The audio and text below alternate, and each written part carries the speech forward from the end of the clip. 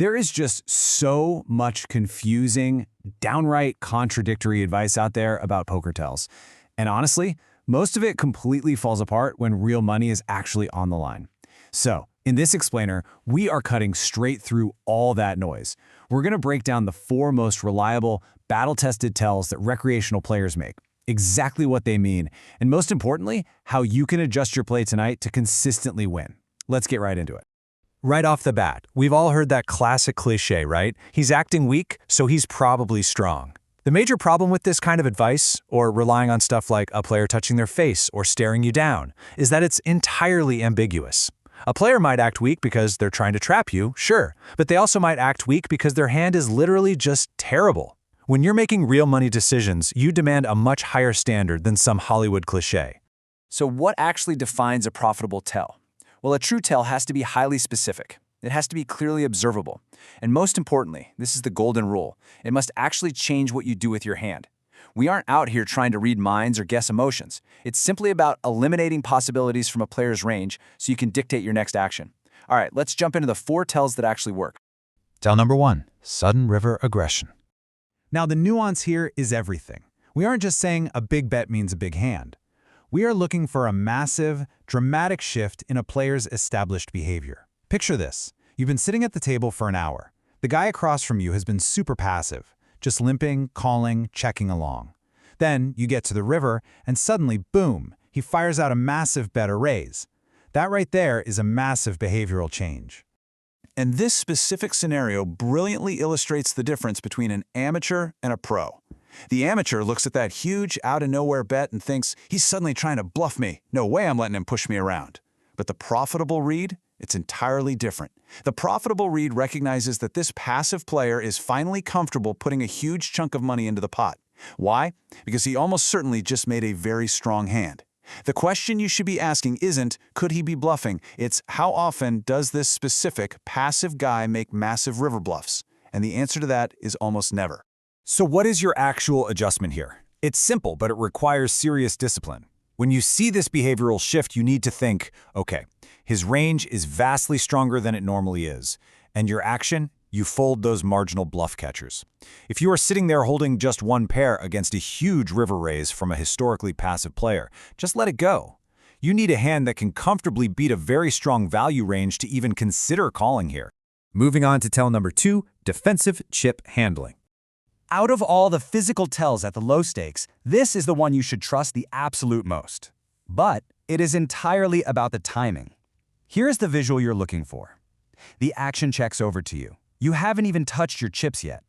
But before you even make a move to bet, your opponent reaches out, maybe pulling some chips aside or resting their hand defensively on their stack. The absolute key here is that they are preparing their chips while it is still your turn to act. Now, the amateur looks at this defensive posturing and thinks, look at him guarding his stack. He's weak and he's nervous. But again, the profitable read is much more practical. We honestly don't care if he's nervous. That physical action proves he's preparing to call you, not raise you. He's practically screaming, if you bet, I'm going to continue. Now, he might be holding top pair, maybe second pair, or even a stubborn flush draw, but he is fundamentally preparing to put those chips into the pot. Let's look at the playbook adjustment. You see him prep those chips early. You think, all right, he's already decided to call. Your action from here depends entirely on your own cards.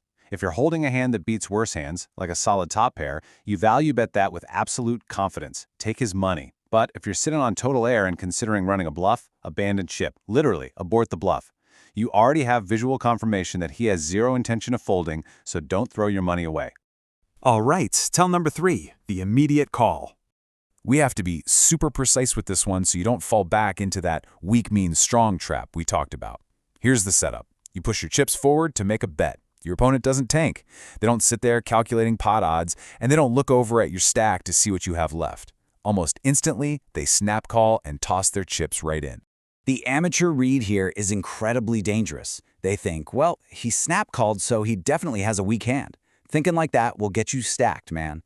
Recreational players will absolutely snap call with a monster hand if they don't want to scare you away.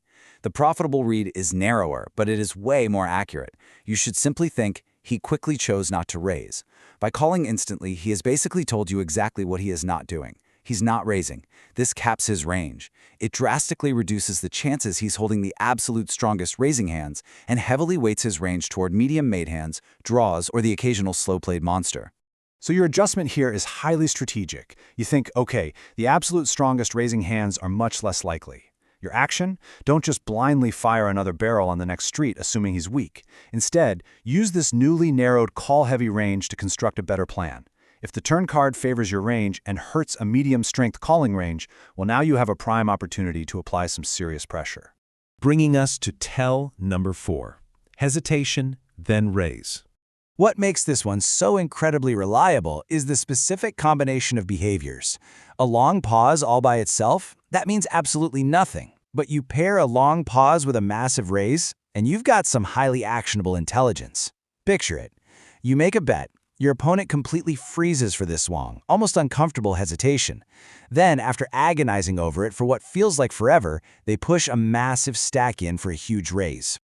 This is exactly where the amateur gets crushed. They sit there and think, man, he looks so uncomfortable and nervous. He took forever. He must be bluffing. But here is the brutal, honest truth about low-stakes games. That discomfort? It's usually just a recreational player who just hit an absolute monster, and his brain is working in overdrive trying to calculate exactly how to extract the maximum amount of money from you. He's thinking, should I make it 150? Will he call an all-in? He wasn't agonizing over running a bluff. He was figuring out how to get paid. The adjustment here is firm, and honestly, it's non-negotiable. When you see that agonizing pause, followed up by massive aggression, you think he was figuring out how to get paid. Your action? Fold your marginal hands. Period. Do not call a raise like this with just top pair, because the guy looked, quote-unquote, nervous. Unless you are sitting on an absolute premium hand yourself, respect that aggression and let it go. Make him show you the bluff. I promise you, it almost never is one. Now let's briefly touch on the excluded tells. You might be wondering about all those famous Hollywood tells you constantly see on TV. Honestly, we are entirely ignoring them because they totally lack reliability in real, everyday games. Shaking hands? Look, that's just adrenaline. It happens on massive bluffs and massive value hands. The Hollywood speech like, I guess I'll call, intense eye contact, covering the mouth, it's super entertaining for the movies, but it's way too ambiguous for real money. Same with checking hole cards, half the time it's just a memory lapse. Don't overthink this stuff. Which brings us to the most important concept, the master key, establishing a baseline. To make any of these four tells actually work for you, you need the master key, which is establishing a baseline. That is a player's normal everyday behavior at the table.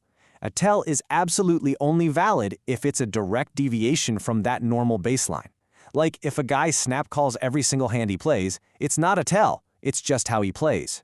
You have to watch players when you aren't actually in the hand.